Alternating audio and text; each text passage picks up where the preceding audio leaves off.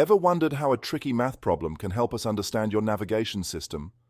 Imagine a car driving along 3 connected circles. It starts at point A and needs to get back to point A after a specific time. Can we figure out the exact route it took?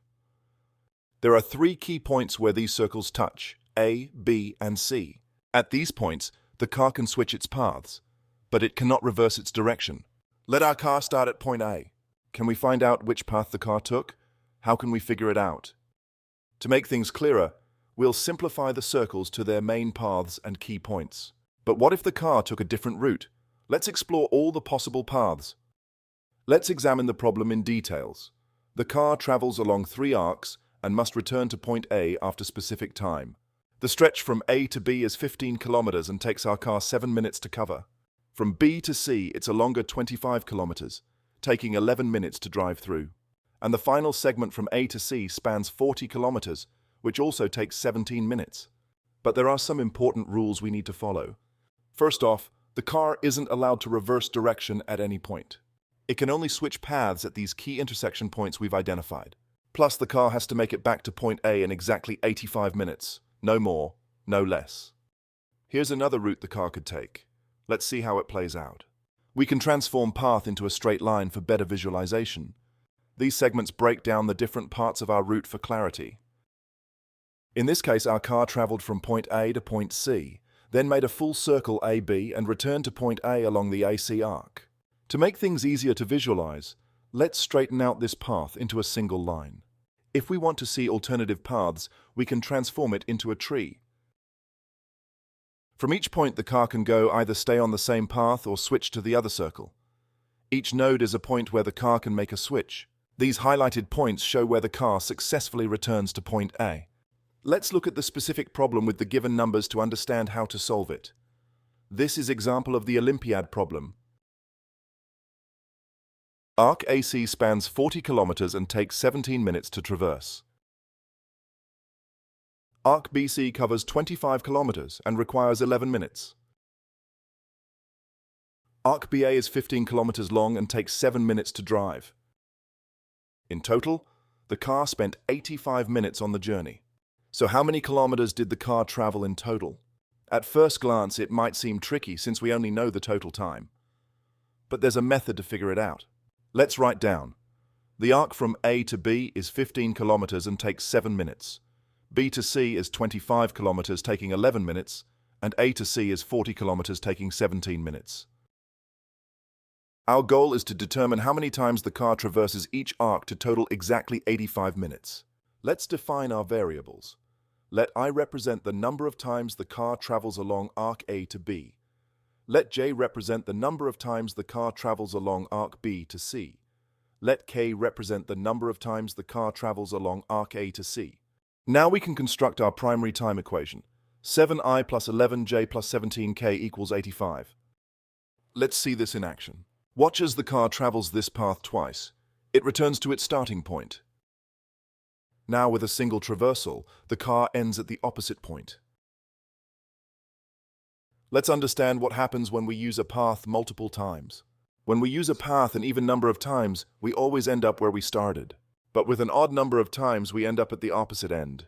The car can take different paths to return to point A. It might go from A to B to C and back to A. Each valid path must form a complete loop, bringing the car back to where it started. To solve this problem, we need to find whole values for I, J, and K that work in 2 ways. They must add up to exactly 85 minutes in our time equation, and they must create a path that returns to point A. Now let's take a closer look at the times. 7, 11, and 17 minutes. First, these are odd numbers. With even numbers like 6, 8, and 10, we could never reach 85 minutes, since the sum of even numbers is always even. Second, these numbers are pairwise coprime. No 2 share any factors except 1. If times were 6, 9, and 15 minutes, 2 15-minute paths would equal 5 6-minute paths. With coprime numbers 7, 11, and 17, each path combination gives a unique total time. With no common factors, we can't get the same total by replacing a 7-minute path with any mix of 11 and 17-minute paths, at least for relatively small numbers. The equation 7i plus 11j plus 17k equals 85 is called Diophantine equation. It means that we are looking for integer solutions to this equation. We need to find positive odd integers ij and k that bring the car back to the start at exactly 85 minutes. Let's find maximum possible values by dividing 85 by each coefficient. For I, 85 divided by 7 gives us maximum of 11, since 7 times 13 would exceed 85. For j, 85 divided by 11 gives us maximum of 7, since 11 times 8 would be 88. For k, 85 divided by 17 gives us maximum of 5, since 17 times 5 is exact 85. Starting with k equals 5. This uses all 85 minutes, forcing I and j to be 0. This means that the car travels only along the AC arc and ends at point C, and we need it to return to point A. Next, k equals 3 uses 51 minutes, leaving 34 minutes for 7i plus 11j. If j equals 1, 7i must be 23. We are looking for a positive odd integer that is multiple of 7. 23 is not a multiple of 7. If j equals 3, 7i must be 1. Again does not work for us. If j equals 5, 7i would be negative. And we are looking for positive numbers.